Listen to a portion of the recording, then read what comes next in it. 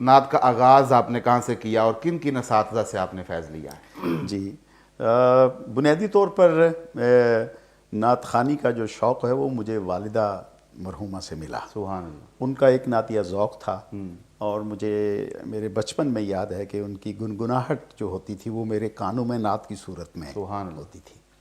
تو لوریاں ہی آپ کو نعت کی ملی ہیں؟ جی جی سبحان الحمدللہ یہ ان کی مہربانی ہے ان کی وجہ سے. پھر انہوں نے ساتھ میں بنیادی تربیت بھی کی کہ تیار کر کے مجلس میں بھیجنا. ٹھیک. اور مجھے یاد ہے کہ پہلی مرتبہ جو ٹوپی جو کیپ میں کپڑے کی پہن کے گیا تھا وہ میری والدہ نے اپنے ہاتھ سے سی کے دی تھی. سبحان اللہ. سبحان اللہ. تو پھر وہ اس وقت یہ سوشل میڈیا کا دور تو تھا نہیں.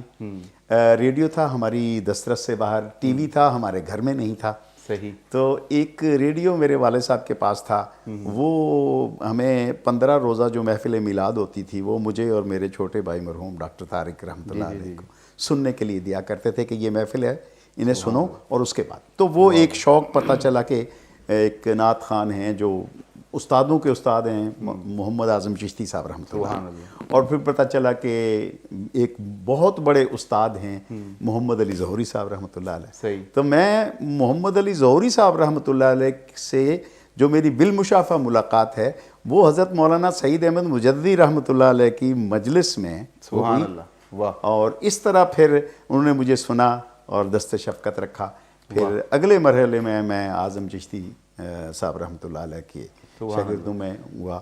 اور اس طرح پھر میری تربیت الحمدللہ اس وقت کے پڑھنے والے جو تھے ان سب سے میں نے فیض حاصل کیا. مجھے ڈاکٹر صاحب کا ایک جملہ یاد آیا. کسی مجلس میں آپ نے کہا تھا, ڈاکٹر طاہر القادری صاحب نے, کہ پاکستان میں اگر نعت کی تاریخ مرتب کی جائے تو 2 بندوں کے بغیر یہ ممکن ہی نہیں, مکمل ہی نہیں ہو سکتی. ایک حضرت اعظم چشتی صاحب رحمۃ اللہ علیہ, دوسرا ظہوری صاحب رحمۃ اللہ علیہ. اس میں کوئی دو رائے نہیں ہے. تو اس کا مطلب یہ ہے کہ ماشاءاللہ دونوں دریاؤں کا مجمع البحرین ہے آپ. سبحان اللہ. یہ دونوں مختلف اسلوب کے نعت خوان تھے. لیکن مجھے یہ ہمیشہ شوق رہا کہ مجھے یہ اختصاب اور ادھر کا اکتساب دونوں کو اکٹھا کر کے ایک نئی رائے نکالنی چاہیے. تو میں نے کوشش کی کہ کچھ انداز ان کا اور کچھ انداز ان کا یہ لے کے ایک اپنی طرح سے ایک کوشش یعنی توجہ کے ساتھ. تو اس میں اللہ نے مجھے کامیابی بھی دی. کہ میں پڑھتے وقت مجھے یہ پتا ہوتا ہے کہ یہ انداز محمد علی ظہوری صاحب کا ہے اور یہ انگ میں نے اعظم چشتی صاحب کا, ان دونوں کو ملا دیا. سبحان اللہ. سبحان اللہ. حضرت اعظم چشتی صاحب رحمۃ اللہ علیہ کے ساتھ کتنا عرصہ رہے ہیں؟ جی میں اصل میں چونکہ رہتا تھا گجرانوالہ میں, وہ رہتے تھے لاہور. تو ملاقات کی صورت تو تب, اور پھر میں بچہ تھا. ٹھیک. اور پھر گجرانوالہ سے لاہور جانا پبلک ٹرانسپورٹ پہ اس وقت کوئی اتنی آسودگی بھی نہیں ہوتی تھی, جس کو میں فخر سے بتاتا ہوں کہ پھر اللہ نے.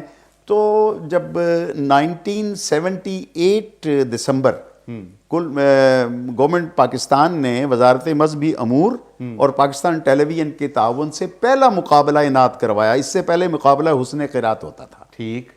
صحیح. یہ پہلا مقابلہ حسن نعت تھا جس میں مرحوم خورشید احمد رحمۃ اللہ علیہ کراچی سے اور لاہور سے میں گیا تھا. اچھا. تو جب ان سے بالمشافہ ملاقات ہوئی اور تعارف کے ساتھ ہوئی تو انہوں نے زیادہ توجہ دینا شروع کی. اور پھر مجھے کہا کہ اگر نعت پڑھنا ہے نا آپ کو, اس وقت ابھی نعت خوانی تھی, نعت گوئی میرے اندر نہیں تھی کیونکہ میں کم عمر تھا. تو انہوں نے کہا کہ بیٹا پھر فارسی سے کچھ اپنا رابطہ رکھو اور سوجھ بوجھ پیدا کرو. آپ فارسی پڑھے بغیر آپ اچھے نعت خوان نہیں بن سکتے. کیا بات ہے.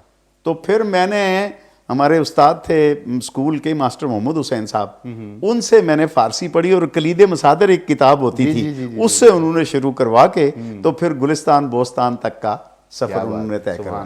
سبحان اللہ. اس دور کی نعت خوانی اور آج کی نعت خوانی, اس میں فرق بتائیں. اور دوسرا ایک یہ ہے کہ ہم مسائل کی نشاندہی کریں. میں چاہتا ہوں کہ میں آپ کے تجربات کی روشنی میں یہ سنوں کہ ہم اس کو بہتری کی طرف کیسے لا سکتے ہیں. بالکل ٹھیک ہے. بالکل بڑا بجا اور بڑا چبھتا ہوا مجھے ہر وقت یہ سوال تنگ کرتا ہے. میرے اندر سے اٹھتا ہے اور اندر ہی میں جواب ڈھونڈتا رہتا ہوں, لیکن مجھے وہ ماحول سازگار نظر نہیں آ رہا جس کے بارے میں ابھی نشاندہی کروں گا. پہلے وقتوں میں آپ کو جناب محمد اعظم چشتی رحمۃ اللہ علیہ استاد گرامی کا ایک جملہ جی میں آپ کو سناتا ہوں، ٹھیک بتاتا ہے۔ ہوں۔ انہوں نے، کسی نے ان سے پوچھا آخری عمر کے اس میں کہ آپ کے دور کی نعت خوانی اور آج کی نعت خوانی میں آپ کیا فرق محسوس کرتے ہیں؟ تو انہوں نے کمال کی بات کی، اس کے بعد کسی تبصرے کی ضرورت نہیں۔ ٹھیک۔ انہوں نے فرمایا کہ ہم جب نعت پڑھتے تھے ہم اپنے سامعین کو اپنے معیار تک اٹھا کے لے کے جاتے تھے، آہا کیا آج کا نعت خان اپنے سامعین کے میرا معیار پہ آ کے گر جاتا ہے۔ اللہ اکبر، واہ واہ جی واہ واہ۔ وہ کہتے ہیں کہ دیکھیں جتنی ہم نے فارسی پڑھی ہے، جتنی، وہ فرماتے تھے جتنی مجھے فارسی کا کلام یاد ہے میں لوگوں کو سناتا ہوں، یہ لوگ وہی گاؤں کے، محلے کے، اور تعلیم جو اب ہے وہ اس وقت نہیں تھی، ٹھیک۔ لیکن وہ لوگ سمجھنا شروع ہو جاتے تھے کیفیات کے ساتھ، لفظوں کی ادائیگی کے ساتھ، انہیں پتہ چل جاتا تھا کس درد کی، کس ذوق کی اور کس محبت کا ذکر ہو رہا ہے۔ یہ بھی ہے نا کہ اگر استغاثہ پیش کیا جا رہا ہے اس کو استغاثے کے رنگ میں پیش کیا جا رہا ہے۔ اگر ندا دی جا رہی ہے اس کو ندائیہ انداز میں پیش کیا جا رہا ہے، اگر توصیف ہے تو اس کو توصیف کے رنگ میں پیش کیا جا رہا ہے۔ بالکل ایسا ہی ہے۔ ایک تو یہ تھا کہ پڑھنے والے جو تھے ان کی باقاعدہ تربیت تھی۔ آپ یہ دیکھیں کہ اعظم چشتی صاحب رحمۃ اللہ علیہ نے مولانا غلام مرشد سے فارسی پڑھی، ٹھیک۔ پھر حضرت ابو الحسنات قادری سے انہوں نے درس نظامی پڑھا۔ اچھا، اب یہ دیکھیں حزب الاحناف۔ حزب الاحناف، یہ ابو الحسن قادری رحمۃ اللہ علیہ، یہ ابو البرکات صاحب کے جو جی رحمۃ اللہ علیہ، درس نظامی پڑھا۔ کس لیے؟ کہ میں اچھی نعت لکھ سکوں اور اچھی نعت پڑھ سکوں۔ سبحان اللہ۔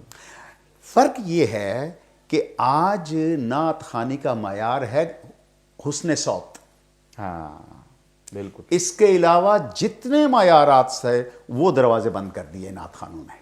نہ کسی نے سیکھا، نہ لفظیات کے بارے میں، نہ تلفظ کے بارے میں، نہ ادائیگی کے بارے میں۔ اور میں آپ کو ایک بات بتاتا ہوں، جدہ میں قبلہ اعظم چشتی صاحب رحمۃ اللہ علیہ زندگی کا آخری یہ سفر تھا حرمین شریفین کا، اور ہمارے ایک دوست تھے سیالکوٹ سے، تو انہوں نے کہا کہ آپ، تو ہم انہیں کرسی پہ بٹھا کے سیڑھیاں ٹھیک، چڑھ کے ہم اوپر لے کے گئے۔ صحیح۔ تو جب محفل نعت شروع ہوئی اور میری باری آئی تو میں نے نعت شریف پڑھنا شروع کی۔ صحیح۔ اب یہ دیکھیں کہ اعظم چشتی صاحب رحمۃ اللہ علیہ سامنے اللہ اکبر۔ اور میں نعت شریف پڑھنے لگا ہوں۔ ٹھیک۔ اچھا، اب میں آپ کو بتاتا ہوں کہ کس حد تک وہ محتاط رویے کے مالک تھے۔ میں نے نعت شریف پڑھی، انہی کی ایک نعت ہے، کیوں عمر شرح زلف بتاں میں گنوائی جائے۔ اب یہ دو اضافتیں اکٹھی ہیں۔ ٹھیک۔ اب میں بتاتا ہوں کہ میں نے کس طرح پڑھی اور انہوں نے تصحیح کیا کی۔ ٹھیک۔ میں نے پڑھا انہی کے انداز میں،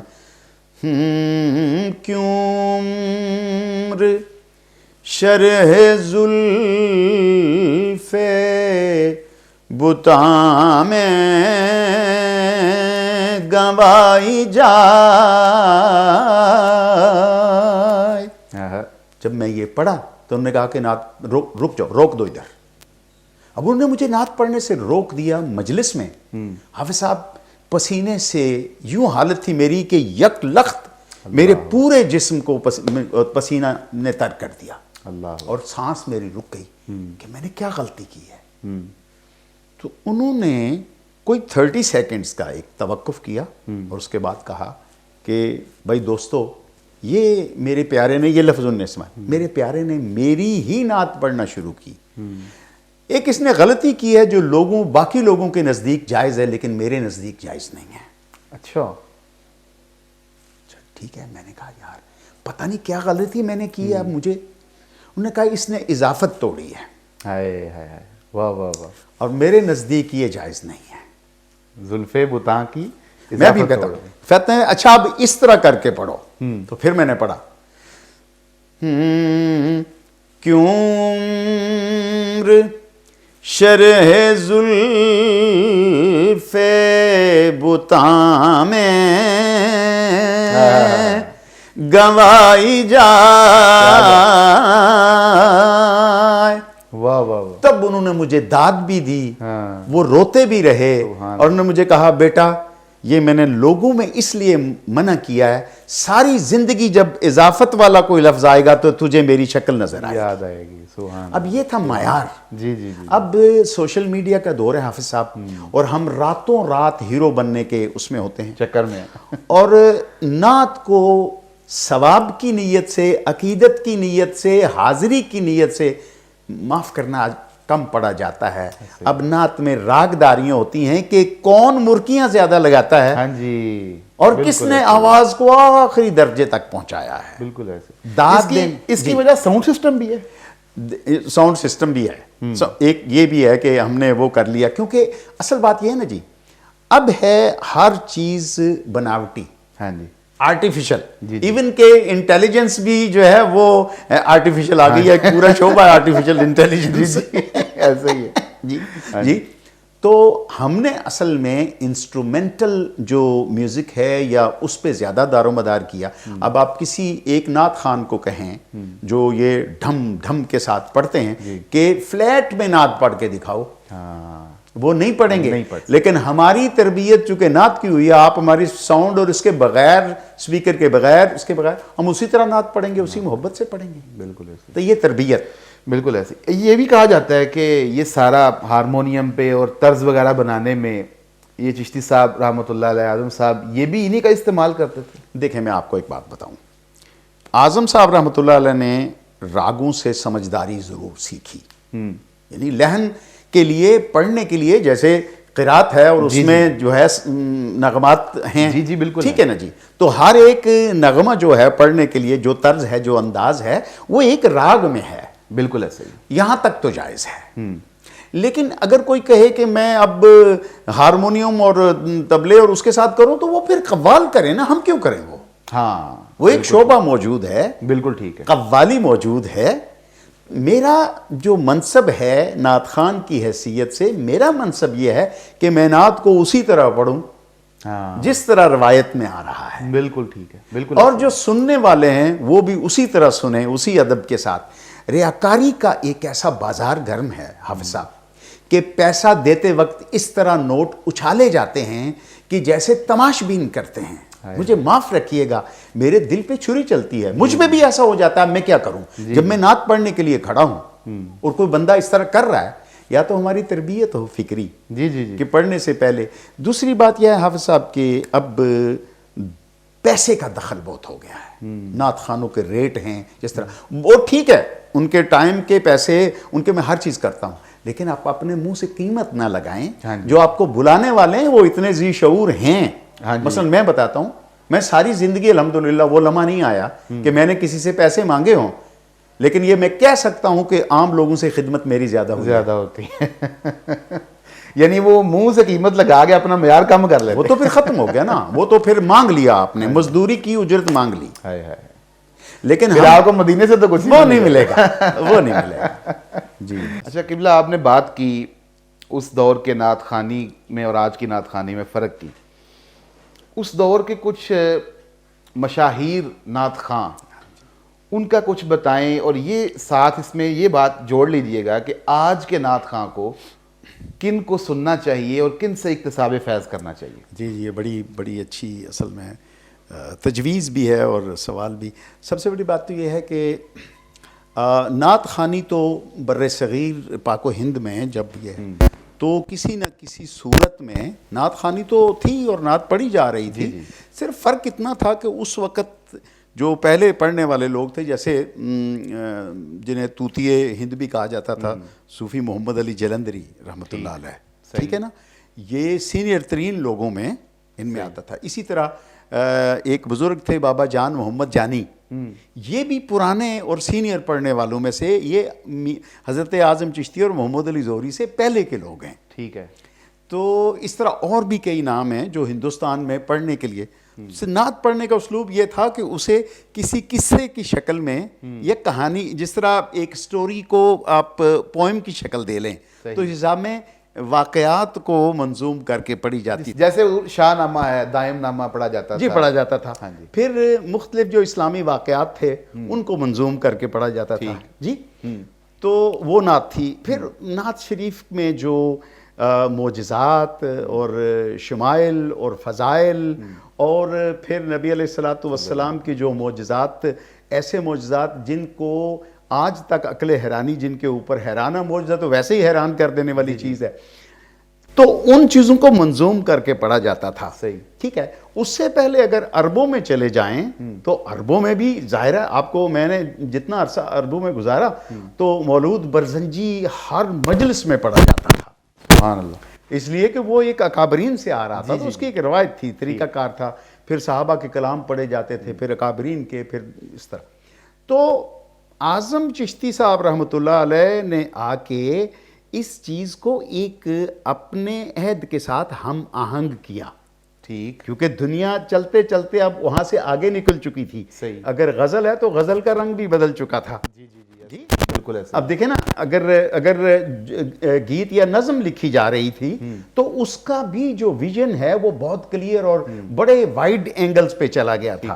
لہٰذا جو نعت پہلے آشوب ذات کا ذکر کرتی تھی وہ آشوب کائنات پہ چلی گئی. جس نعت میں استغاثہ کیا جاتا تھا وہ اپنی ذات کے حد تک کہ میں مدینے چلا جاؤں, مجھ پہ کرم ہو جائے, میرے بچے ہیں, کرتے کرتے امت کے حوال تک چلا گیا. جی, تو نعت کا اینگل جو ہے وہ پہلے سے وائڈر ہو گیا.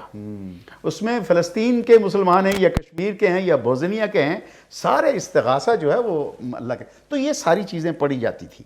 اعظم چشتی صاحب رحمۃ اللہ علیہ چونکہ ان کا جو بنیادی تربیت تھی شاعری کی, مثلا انہوں نے شاعری صوفی غلام مصطفیٰ تبسم صاحب ان کے شاگرد تھے شاعری میں, اعظم صاحب شاگرد تھے ان کے. اسی طرح وہ مجھے فرماتے تھے احسان دانش صاحب سے بھی میں کبھی کبھی ان سے وغیرہ لے لیتا تھا. تو ان کا معیار جو نعت کا تھا جی, پھر وہ آیا کہ سمجھا نہیں ہنوز میرا عشق بے ثبات, تو کائنات حسن ہے یا حسن کائنات. اب دیکھیں نا یہ بدلاؤ آیا نا, پھر پڑھنے میں بھی بدلاؤ آیا. اور پھر جو اعظم صاحب نے لوگ تیار کیے, ان سے جو ان کے اسلوب سے متاثر ہوئے, انہوں میں میاں ثناء اللہ بٹ صاحب, اور اسی طرح پھر ان کے ہم اثر تھے, گو کہ ان کے شاگرد نہیں تھے, نذیر حسین نظامی صاحب, لیکن کہیں نہ کہیں وہ چیز نظر آتی ہے کلام میں معیار. اسی طرح پھر بدر الدین بدر, بعد میں تاج الدین اکاڑوی صاحب, پھر ان سے پہلے سید منظور الکونین صاحب, اور اس طرح کے بے شمار. پھر محمد علی ظہری صاحب رحمۃ اللہ علیہ نے کام یہ کیا کہ انہوں نے گاؤں کریوں میں جا کے نعت کو متعارف کروایا اس شکل میں, اور مجلس حسان کی بنیاد 1967 یا 68 میں رکھی. صحیح. تو اس سے پہلے باقاعدہ مجلس کے تحت نعت نہیں ہوتی تھی. نعت ہوتی تھی جلسے میں ایک حصے کے طور پہ, لیکن باقاعدہ محافل نعت کا آغاز. تو پھر ان کے جو اتباع کرنے والے تھے, ان کو جو فالو کرنے والے تھے, ان میں قاری زبید رسول مرحوم رحمۃ اللہ علیہ جی, محمد سلیم صابری صاحب اس طرح آئے, عبدالستار نیازی صاحب آئے جی, مرغوب احمد حمدانی, اختر حسین قریشی, اور پھر میرے مجھ جیسے اس حقیر کا نام بھی, تو کہنے پھر اب جو ہے اس کے بعد کے لوگ. تو مسئلہ یہ ہے اصل میں کہ ہماری ترجیحات میں فرق آ گیا ہے. مثلا ثناء اللہ بٹ صاحب رحمۃ اللہ علیہ مجھے فرماتے تھے کہ مجھے اعظم صاحب نے کہا تھا کہ بٹ صاحب 3 شعر روز کے یاد کرنے ہیں, تو کہتے ہیں کہ میں 50 سال سے 3 اشعار روز یاد کر رہا ہوں. میرے حافظے کا اندازہ کر لیں کہ میرے حافظے میں کتنے ہزار اشعار ہوں گے. اور میں نے بٹ صاحب کے بارے میں یہ سنا ہے کہ یہ وہ لوگ تھے جن کو نصرت فتح علی خان صاحب بیٹھ کے تسلی سے سنا کرتے. بالکل. اچھا حافظ صاحب, جو میں میسج دینا چاہتا ہوں آج کے نعت خان اور نعت گو کو, کہ وہ عامیانہ پن کی اس سطح پہ نہ اتریں کہ جہاں استعمال شدہ لفظ ملے ہمیں اور ہم کہیں ان کو نعت وہ کر لیں. نہیں, نعت کے لیے آپ لفظوں کی, حرفوں کی پنیری لگائیں اور ان میں سے لفظوں کی فصل اگائیں, پھر انہیں سنوار کے, مانج کے, ان کو ایک دو آتشہ بنا کے نعت کی طرف لے کے آئیں, تب نعت بنتی ہے. نعت کوئی عام چیز ہے کہ آپ ادھر سے کوئی ترکیب یا ادھر سے کوئی چیز لے کے نعت کو پڑھ لیں. تو میری بڑی درد مندانہ اپیل ہے نعت لکھنے والوں سے, جو مروجہ صورتحال نعت کی ہے اس میں جو مجلسی نعت لکھنے والے لوگ ہیں نا, لوگ جو ہمارے عام, انہیں بڑی احتیاط کی ضرورت ہے. پڑھے لکھے حلقوں میں کوئی شک نہیں ہے, آپ دیکھ لیں کہ آپ خود بھی ایک نعت گو ہیں, اور اس دور میں کتنے اچھے نعت کہنے والے ہیں. میں تو حیران رہ جاتا ہوں نوجوانوں کو دیکھ کے, بالکل اتنی اچھی. تو انہیں چاہیے کہ اپنا مبلغ علمی بڑھائیں, یہ جو مجلسی نعتیں لکھتے ہیں اور محفلوں کے لیے, اور فرمائشی نعتیں. اور دوسری بات ہے نعت خانوں کے لیے, خدا را نعت اور گانے میں جو ایک فرق ہے, درمیان میں دیوار ہے, اس دیوار کو مت گرائیں. ہاں نعت کا اپنا اسلوب ہے اور نعت کو پڑھنے کا اپنا ایک انگ ہے. جی آپ گانے کی طرزیں اس میں نعت میں استعمال کر کے دراصل پڑھتے وقت اس نغمگی کے پیچھے لے کے جاتے ہیں جہاں کوئی رقاصہ کسی کے پاؤں تھرکتے ہیں، جہاں طبلہ بجتا ہے، جہاں گھنگرو چنکتے ہیں.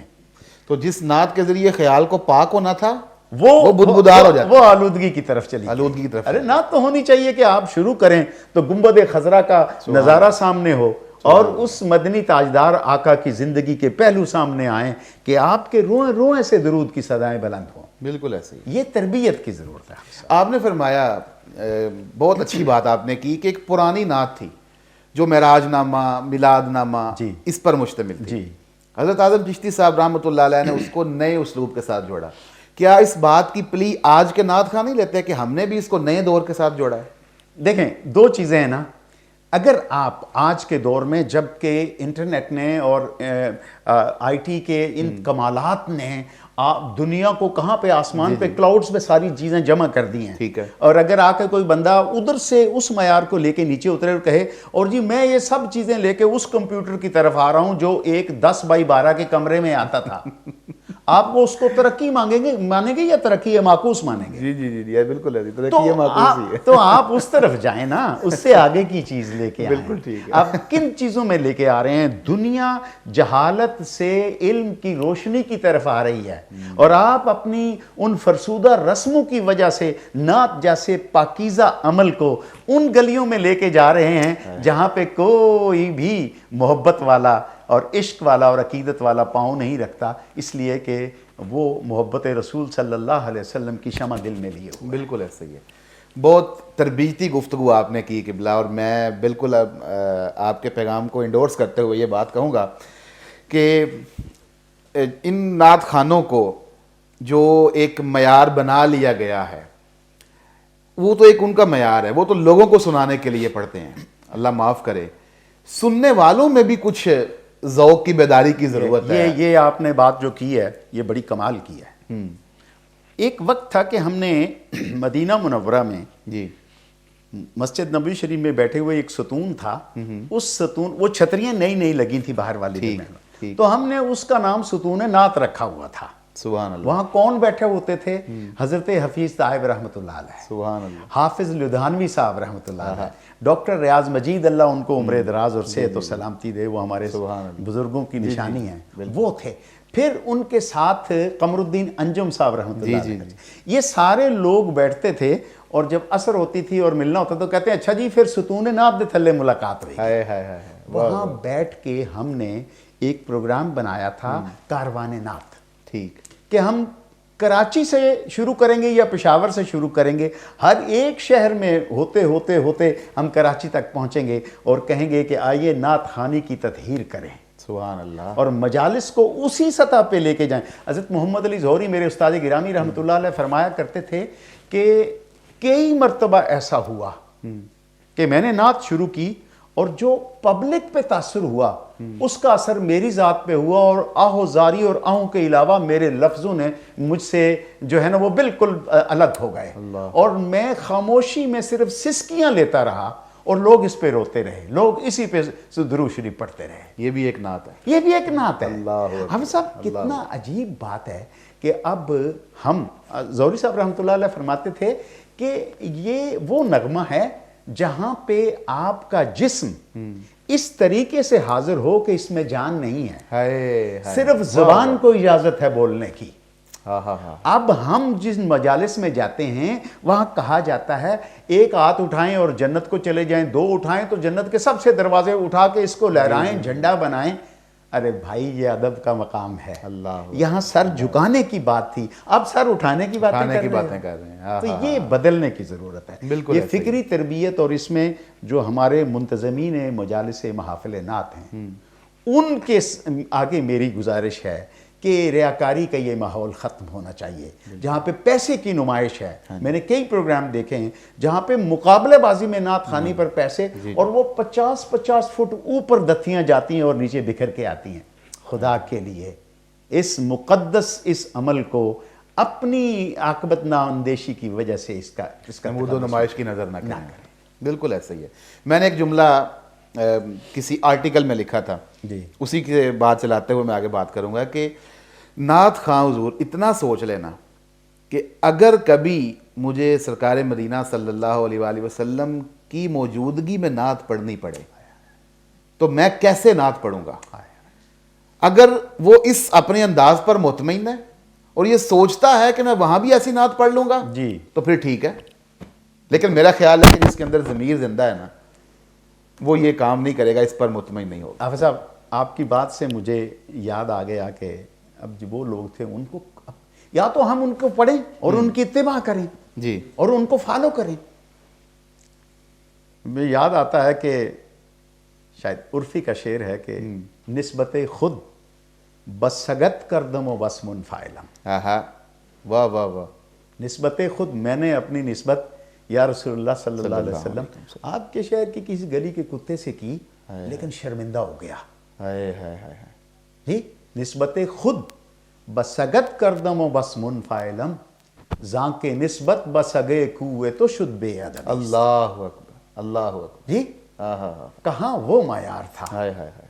اور کہاں وہ کہ سگت را کاش جامی نام بودے نام بودے قیامت بر زبانش گاہے گاہے. ہم کہاں چلے گئے ہیں, ہم کس دنیا کے, ہم کس ماحول کے لوگ تھے, وہ تربیت جو روح کے اندر رچنے والی تھی ہم وہاں سے نکل کے تھرکنے اور ہلنے جلنے والے کام کرنا شروع ہو گئے ہیں. خدا کے لیے نعت خوانوں سے میں گزارش کروں گا جو کہ میرے طبقے میرے قبیلے کے لوگ ہیں, خدا کے لیے اپنے دل میں یہ احساس پیدا کریں یہ کسی شاہ کا قصیدہ نہیں ہے, ہائے ہائے ہائے. یہ کسی امیر کا, یہ کسی نواب کا قصیدہ نہیں ہے. دیکھیں امام احمد رضا خان فاضل بریلوی رحمۃ اللہ علیہ وہ عشاق کے بھی امام ہیں, جی سبحان, علماء کے بھی امام ہیں, سبحان اللہ, صوفیاء کے بھی امام ہیں. وہ جس سمت بھی ان کو دیکھیں تو ان کا جداگانہ اسلوب سامنے آتا ہے شاعری میں بھی. ہاں جی. تو جب ریاست نان پارا کے نواب نے یہ کہا کہ کچھ ہماری شان میں بھی قصیدہ لکھا جائے تب وہ یہ نعت رقم کر رہے تھے جس کا مطلب ہے کہ وہ کمال حسن حضور ہے کہ گمان نقص جہاں نہیں, یہی پھول خار سے دور ہے, یہ وہ شمع ہے کہ دھواں نہیں. تو وہ جو آیا نا تو آپ نے کو یہ جب پیغام ملا تو آپ نے کہا کروں مدح اہل دول رضا پڑے اس بلا میں میری بلا, میں گدا ہوں اپنے کریم کا, میرا دین پارہ نان نہیں, نان پارا کو پارہ نان بنا. کاش ہم اپنے دلوں میں پڑھتے وقت اعلیٰ حضرت کو پڑھنے والے اب اگر 5-5 لاکھ روپے کی ڈیمانڈ کریں گے تو کیا اعلیٰ حضرت کی روح دکھتی نہیں ہوگی, ان کو تکلیف نہیں ہوتی ہوگی. میں اگر سچی بات یا میں اگر اس کی حقیقت کو بیان نہ کروں جو آج ہم جس درد سے اور کرب سے گزر رہے ہیں تو کون کرے گا, کون کرے گا. بالکل یہ میرے عہد کا المیہ ہے, اس عہد کے المیہ پہ برباد کرنا میرا فرض ہے. جی جی بالکل. جتنی مرضی لوگ خدمت کریں لیکن خدا را آپ اپنے بینک اکاؤنٹ میں ڈائریکٹ پیسے ڈلوا کے اگر پڑھنے آئیں گے پھر حضور کی عشق اور محبت کے قصے تو آپ کا اور میرا رب نہیں جانتا ہم کس طریقے سے یہاں پہنچے ہیں. اللہ خدا کے لیے بالکل نعت خوانی کے مقدس اس عمل کو اپنی خواہش زر میں اس کے راستے کو اتنا نامسدود کریں کہ وہاں پہ چلنے والے ہر بندہ اب اسی چال میں چلے جس میں غلط رویے کے لوگ چل رہے ہیں. اس کا نتیجہ یہ نکلا ہے کہ لوگوں نے اپنے بچوں کو عالم دین بنانا چھوڑ دیا ہے, نعت خواں بنا رہے ہیں. بالکل پیسوں کے لیے. مجھے معاف رکھیے گا, میں اسی دنیا کا سے تعلق رکھتا ہوں, لیکن اگر کوئی بڑا یا میں کہتا ہوں گھر کا سربراہ باپ ہوتا ہے وہ اپنے گھر کی نشاندہی نہ کرے کمیوں کی یا اغلاط کی جہاں پہ غلط ہو رہا ہے تو کون کرے گا. بالکل. میں نعت خوان ہوں, مجھ میں بھی ہزاروں کمیاں کجیاں ہیں, قابل اصلاح ہوں, میں آپ سے سیکھتا ہوں, میں لوگوں سے سیکھتا ہوں, لیکن خدا کے لیے نعت کو کسی منڈی کی تجارت میں نہ رکھ لے. اللہ اکبر اللہ اکبر اللہ اکبر. اچھا اس کے ساتھ حضور جوڑتے ہوئے بات میں آپ نے نعت خوانی تو بچپن سے آپ نے بتا دیا, نعت گوئی کب شروع کی؟ میں جی مجھے یاد پڑتا ہے کہ میں میٹرک میں تھا جب میں نے پہلی نعت لکھی اور وہ ایک رسالہ ہوتا تھا تعلیم و تربیت حکیم سعید صاحب رحمۃ اللہ علیہ۔ جی بالکل۔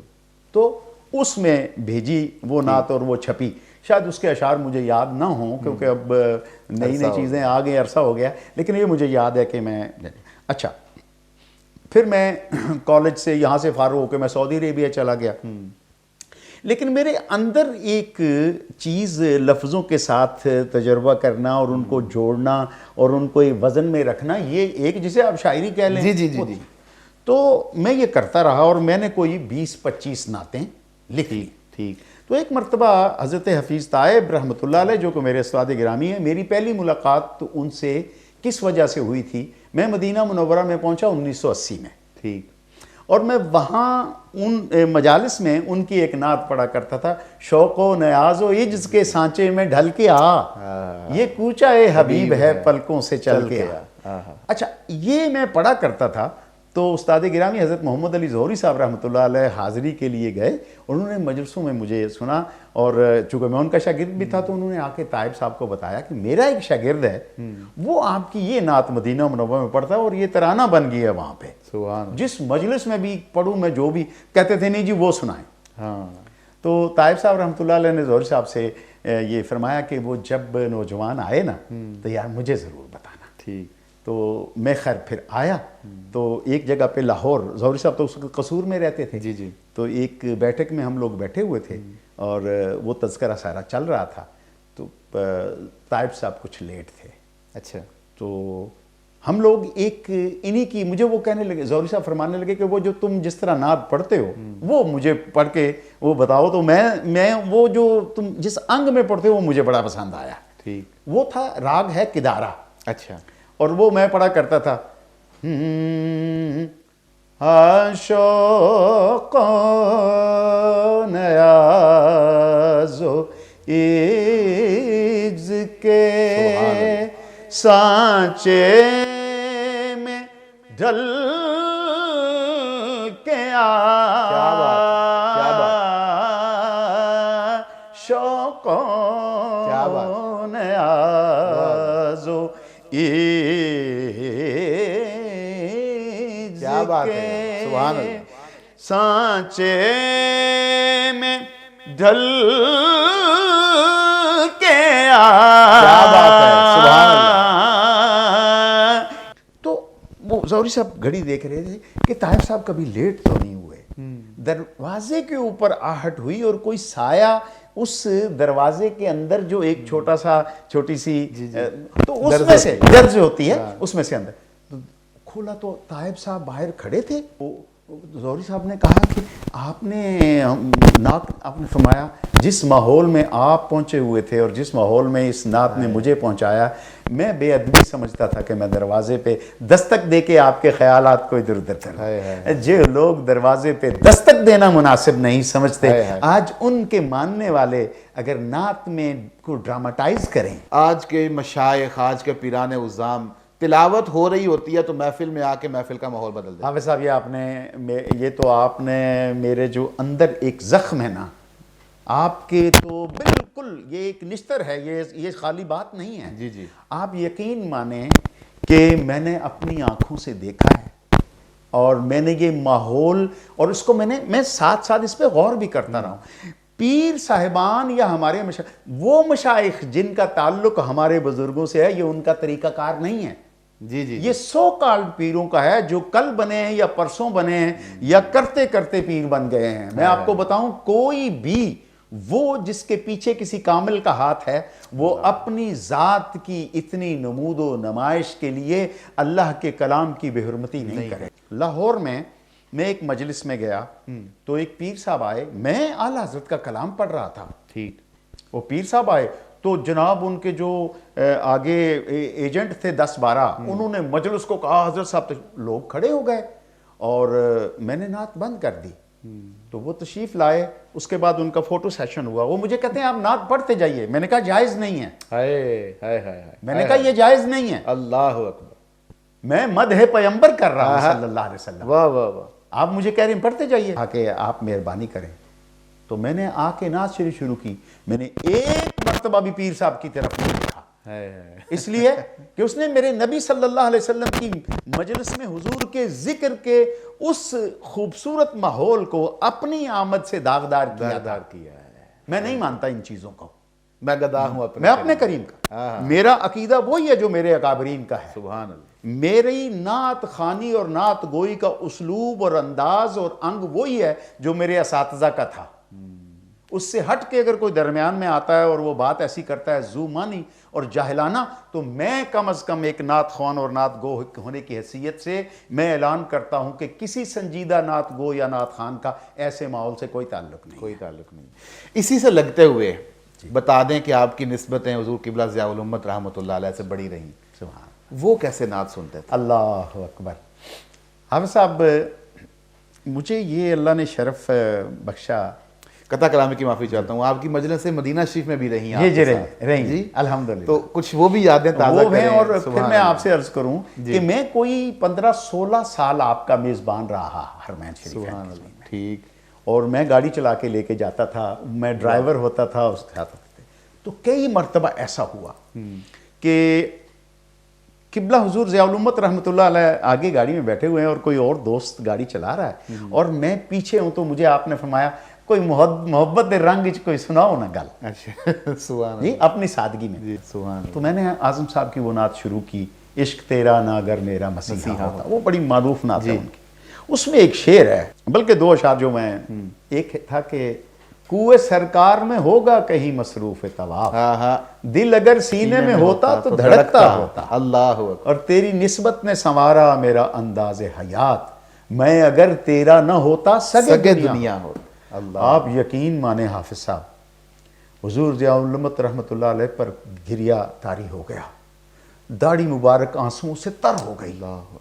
اور مجھے وہ اتنی دیر اس کیفیت میں رہے کہ میں سوچنا شروع ہو گیا کہ مجھے اس وقت شاید یہ سنانے سے کوئی اور ٹائم منتخب کرنا چاہیے تھا. اور وہ بار بار جب سنبھلتے تھے تو وہ فرماتے تھے پھر پڑھیے میں اگر تیرا نہ ہوتا سگے دنیا ہوتا. پھر حافظ صاحب آپ نے اپنی وہ ڈائری نکالی مبارک، ابھی بھی تبرکات میں وہ ڈائری بحیرہ شریف میں پڑھی ہوگی، جس میں میرے ہاتھ سے یہ نعت لکھی ہوئی ہے ان کی، اعظم چشتی رحمۃ اللہ علیہ. تو نیچے میں نے لکھا محمد اعظم چشتی، تو آپ نے فرمایا رحمۃ اللہ علیہ بھی لکھیں. یہ میں آپ کو وہ بات بتا رہا ہوں کہ جو جی مدینہ منورہ میں کی مجالس میں میں نے آپ کو دیکھا، جس طریقے سے ضیاء القرآن جن دنوں تبات کے مراحل میں تھی اور آپ مسودہ لے کے مدینہ منورہ حاضر ہوتے تھے، اور پھر وہ مسودہ بیٹھ کے گنبد خضرا کے سامنے درمیانی جو برآمدہ ہے اس میں آپ پڑھتے تھے پورا. مجھے یوں لگتا تھا کہ یہ آقا علیہ الصلوۃ والسلام کو سنا کے منظوری لے رہے ہیں. یہ تو امام بخاری کی سنت ادا کر رہے ہیں. بالکل یہی آپ فرماتے تھے. اور پھر وہ جو بریف کیس تھا وہ میں اٹھا کے لے کے جاتا تھا. اللہ اکبر. اور جب کوئی جلد چھپتی تھی جی تو حضرت پیر صاحب رحمۃ اللہ علیہ وہ لے کے معاجہ اقدس کے سامنے کھڑے ہوتے تھے اور یوں ہاتھوں میں رکھ کے پہ وہ راز و نیاز کی باتیں کیا ہوتی تھی حضور کے معاجہ اقدس کے سامنے، آنسو اور کپ کپاتے ہونٹ اور برستی آنکھیں، اور وہ اس طرح پکڑ کے پیش کرتے تھے. اور جب وہ وہاں سے فارغ ہوتے تھے باہر نکلتے تھے فرماتے تھے مدینہ منورہ میں کوئی کسی سادات خاندان میں چلیں تو میں یہ حضور کے سیرت کی پہلی جلد، چونکہ وہ خانوادہ رسالت صلی اللہ علیہ وسلم کے ساتھ تعلق رکھتے ہیں، میں ان کی خدمت میں پیش کروں. میں اب کیا بتاؤں آپ کو. حضرت حفیظ طائب صاحب رحمۃ اللہ علیہ کے ساتھ میری بے شمار حاضریاں اور مشاعرے، اور وہ اعظم چشتی صاحب کے ساتھ، اسی طرح انڈیا سے بے شمار بزرگ آتے تھے، ماہرہ شریف، اور اسی طرح کچھوچا شریف، اسی طرح اعظم گڑھ کے علماء، اسی طرح بریلی شریف کے علماء. مجھے اللہ نے اتنی سعادتیں بخشی کہ میں آپ کو بتا نہیں سکتا. حضرت علامہ سید احمد سعید قاسمی غزالی زماں رحمۃ اللہ علیہ، حضرت صاحبزادہ نصیر الدین نصیر رحمۃ اللہ علیہ، میں کیا بتاؤں آپ کو. سبحان اللہ. کتنے کتنے لوگوں سے نسبتیں رہیں. اور میں خوش بخت سمجھتا ہوں، شاید مجھے امید ہے کہ میری بخشش شاید ان لوگوں کی زیارت کی وجہ سے اور ان کی مجالس کے بیٹھنے کی اللہ اکبر. اپنا کوئی کلام حضور عطا کیجئے اپنے آہنگ میں جیسے آپ مناسب سمجھیں. میں ایک نعت شریف پیش کرتا ہوں.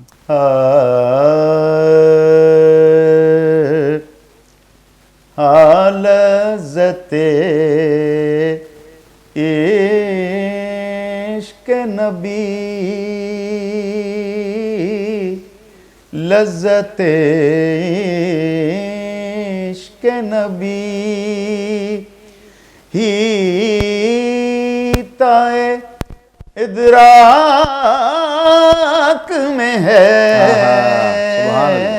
لذت عشق نبی عشق نبی ہیتا ادراک میں ہے، وہی سبحان اللہ، ہیتا ادراک میں ہے، حسرت دید میرے دیدہ نمناک میں ہے، حسرت دید میرے،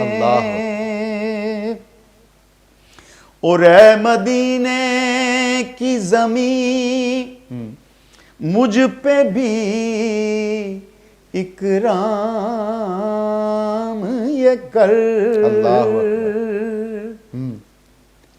اے مدینے کی زمین مجھ پہ بھی اکرام یہ کر، اکرام یہ کر،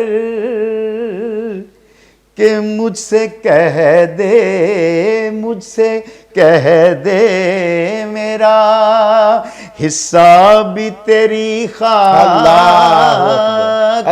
میں ہے، سبحان اللہ سبحان اللہ، کبھی مجھ سے کہہ دے میرا حصہ بھی تیری خاک میں ہے، مجھ سے کہہ دے، اور یا نبی کیسے کہوں لفظوں میں اب قصہ غم، اللہ یا نبی کیسے کہوں لفظوں میں اب قصہ غم، میری روداد رقم دامن صد چاک میں ہے، میری روداد دامن صد چاک رقم، اللہ اکبر، اور اس پہ قربان ہر ایک حلائے شاہی کا وقار، سبحان اللہ، اس پہ قربان ہر ایک حلائے شاہی کا وقار، وہ جو پیوند تیرے جسم کی پوشاک میں ہے، وہ جو پیوند تیرے، سبحان اللہ، ایک شعر ہے، نعت تو یہ بہت لمبی ہے، بس ایک شعر کے بعد مقطع، بسم اللہ، شعر ہے کہ دل بندھا ہے تو دل بندھا ہے تو تیرے عہد کے ایک لمحے سے، اللہ اکبر، واہ واہ واہ، دل بندھا ہے، دل بندھا ہے تو تیرے عہد کے سبحان اللہ، ایک لمحے سے، روح اٹکی تیرے نالین کے فطراک میں ہے، روح اٹکی تیرے نالین کے فطراک میں ہے، اور سبزہ و گل میں کہاں نور نظر آیا ہے، سبحان اللہ، سبزہ و گل میں کہاں نور نظر آیا ہے، حسن جو ابھی احد کے خس و خاشاک سبحان اللہ، سبحان اللہ میں ہے بھائی، سبحان اللہ، کیا بات ہے۔ حسن جو ابھی احد کے خس و خاشاک، خس سبحان و اللہ۔ خاشاک میں ہے سبحان لذت واہ واہ واہ، عشق نبی۔ سبحان اللہ۔ ناظرین کرام، یہ ہیں نعت خواں، یہ ہیں نعت گو، یہ ہیں تربیت یافتہ، یہ ہیں وہ لوگ جو کسی کے پاس بیٹھ کر جنہوں نے اکتساب فیض کیا ہے، جنہوں نے نعت کہنا سیکھی ہے، جنہوں نے نعت پڑھنا سیکھی ہے۔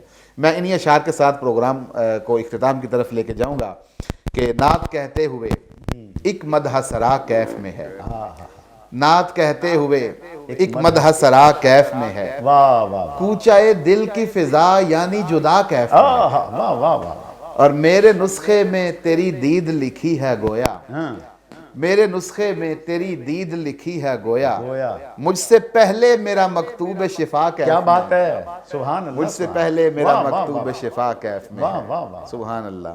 اللہ تعالیٰ قبلہ آپ کو سلامت رکھے۔ میں اسی گفتگو پر اپنے پوڈ کاسٹ کو ختم کروں گا، ایک نئے پوڈ کاسٹ کے ساتھ آپ کی خدمت میں دوبارہ حاضر ہوں گے۔ تب تک کے لیے اللہ حافظ و ناصر۔